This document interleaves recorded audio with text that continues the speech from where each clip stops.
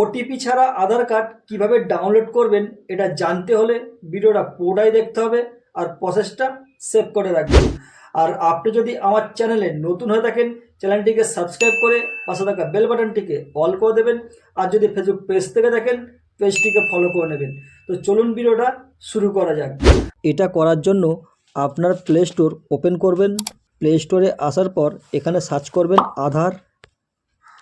এটা সার্চ করার পর এই যে অ্যাপসটা দেখতে পাচ্ছেন এটাকে ইনস্টল করে নেবেন। আমার যেহেতু ইনস্টল করা আছে তো আমি এখান থেকে ওপেন করে নিচ্ছি। এটা ওপেন করার পর সবার প্রথম যে কাজটা করবেন এখানে আপনার আধার কার্ডের নাম্বার দিয়ে এটাকে রেজিস্ট্রেশন করবেন। তারপর আপনার ফেসটা ভেরিফিকেশন করা হবে। তারপরে আপনি এখানে একটা পাসওয়ার্ড তৈরি করবেন। পাসওয়ার্ড তৈরি করার পরেই আপনি এখানে প্রবেশ করতে পারবেন। যেহেতু আমার পাসওয়ার্ড আগে থেকে তৈরি করা হয়ে গেছে তো আমি এখানে পাসওয়ার্ডটা দিয়ে নিচ্ছি। পাসওয়ার্ড দেওয়ার সঙ্গে সঙ্গে আমি আধার অ্যাপসের মধ্যে প্রবেশ করে গেছি। আর এটা হচ্ছে এখনকার নতুন আধার কার্ড। তো এখনকার আধার কার্ড এরকমই দেখতে হয়েছে। আর নিচে একটা শেয়ার অপশান দেখতে পাচ্ছেন, এতে ট্যাপ করবেন। এটা ট্যাপ করার পর এখানে দেখতে পাচ্ছেন ডাউনলোড আধার, এতে ট্যাপ করবেন। এটা ট্যাপ করার পর এখানে কন্টিনিউ দেখতে পাচ্ছেন, এতে ট্যাপ করবেন। সঙ্গে সঙ্গে আপনার আধার কার্ড ডাউনলোড হয়ে যাবে। আর এখানে একটা কথা বলে রাখি, আপনি যে আধার কার্ডটা ডাউনলোড করবেন তার 8 ডিজিট একটা পাসওয়ার্ড হবে।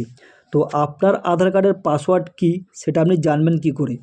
এখানে দেখুন ওরা একটা এক্সাম্পল দিয়ে রেখেছে, এটা একটু ভালো করে বুঝবেন, তাহলে বুঝতে পারবেন আপনার আধার কার্ডের পাসওয়ার্ড কী। এখানে দেখুন ওরা কি বলছে, আপনার নামের প্রথম 4টে অক্ষর, মানে আপনার নামের ফার্স্ট 4টে লেটার আর আপনার জন্মসাল, ওটাকে দিয়ে হবে আপনার পাসওয়ার্ড।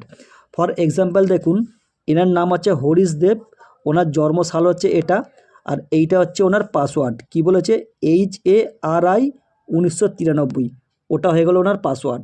তার মানে আপনার নামের প্রথম 4টে অক্ষর আর জন্মসাল, ওটা দিয়ে হবে আপনার আধার কার্ডের পাসওয়ার্ড। তো এইভাবে খুব সহজে আপনি আধার কার্ড ডাউনলোড করতে পারবেন। আর ভিডিওটা যদি আপনার একটু কাজে লেগে থাকে ভিডিওটা লাইক শেয়ার করতে ভুলবেন না। আর এই ভিডিওটা আপনার বন্ধুবান্ধবের কাছে আরও বেশি বেশি করে শেয়ার করে দিন, তাহলে তারাও এটা শিখতে পারবে।